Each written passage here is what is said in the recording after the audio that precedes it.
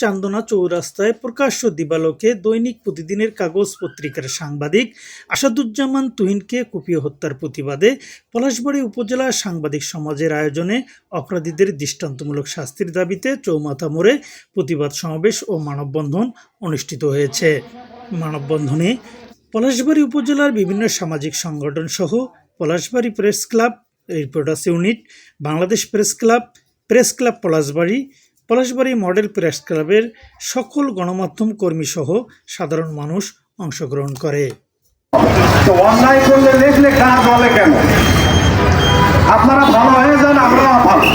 আপনারা খারাপ কাজ করবেন, সব তুলে ধরা হবে, তাহলেই আপনার হাতে ঘা লাগে। এই যে পলাশবাড়িতে নেক্সট ডিজিটাল মিটার, এই মিটার দেওয়া বন্ধ করার কথা ছিল, অথচ গোপনে গোপনে সেই মিটার দেওয়া হচ্ছে।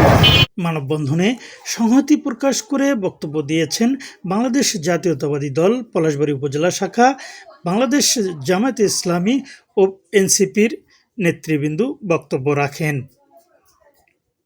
সাগররুনির বিচারসহ সকল সাংবাদিক হত্যার দৃষ্টান্তমূলক শাস্তি ও সাংবাদিক নির্যাতন বন্ধ সাংবাদিকদের স্বাধীনভাবে কাজ করার অবারিত প্রাঙ্গণ সেটি মুক্ত সহ সাংবাদিকদের নিরাপত্তা বিধানের বিষয়টি বিবেচনায় রেখে প্রশাসনের দৃষ্টি আকর্ষণ করে বক্তব্য রাখেন প্রেস ক্লাবের সভাপতি শাহ আলম সরকার সহ সাংবাদিক নেতৃবৃন্দ।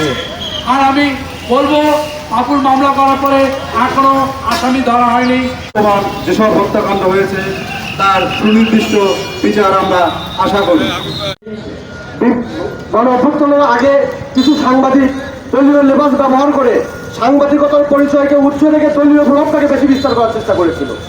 তাদের কারণে পুরো সামাজিক সমাজ আজকে কলঙ্কিত। এই শুধু আসাদুজ্জামান তুহিন নয়, আপনারা জানেন গত 1 বছরে 2 শতাধিক সাংবাদিকের ওপর হামলা করা হয়েছে বাংলাদেশে। এই বাংলাদেশে আওয়ামী লীগের মতো ফেসিবাদ রাষ্ট্রকেও, ফেসিবাদ সরকারকেও মানুষ জীবনের বিনিময়ে হলেও বিদায় করে দিয়েছে। মানুষ সাংবাদিকতায় আসে। তো এই যে আসাদুজ্জামান তুহিনকে যেভাবে হত্যা করা হয়েছে, আমি যেমনটি জেনেছি, সাংবাদিকদের সাংবাদিকতা পেশা সুরক্ষার জন্য সাংবাদিক সুরক্ষা। আজকে সাংবাদিক, আমি জানি একটা দেশ একটা জাতির নির্ভর করে হলো সাংবাদিকের উপরে।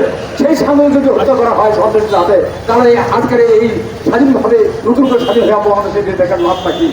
আমাদের সহকর্মী সাংবাদিক ভাই তুহিন, আমরা তার হত্যার বিচারের দাবিতে আজকে পলাশবাড়ীতে আমরা মানববন্ধনে নেমেছি।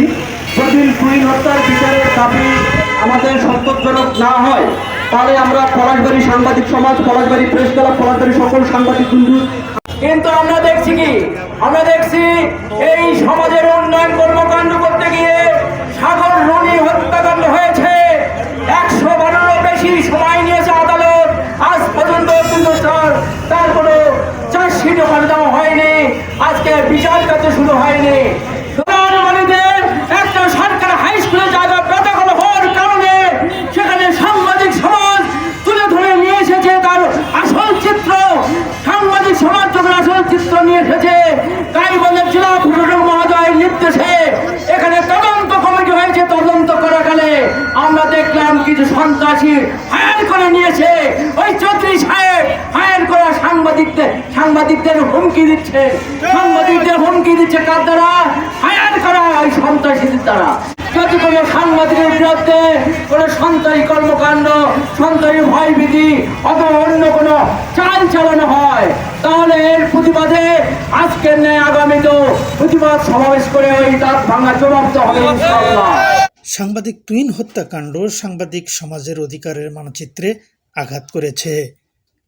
9 আগস্ট শনিবার 2টায় এই মানববন্ধন থেকে সাংবাদিক ভাইদের ঐক্যবদ্ধ থাকার আহ্বানে সাংবাদিক নেতারা বলেন, যদি কোনো সাংবাদিককে কোনো অপশক্তি বা সন্ত্রাসী চাঁদাবাজরা হুমকি প্রদর্শন বা মব সৃষ্টির মাধ্যমে ক্ষতি করার চেষ্টা করে, তাহলে তাদের বিরুদ্ধে দুর্বার আন্দোলন গড়ে তোলা হবে। মোহাম্মদ নুর আলম সরকার, প্রবাসী বাংলা।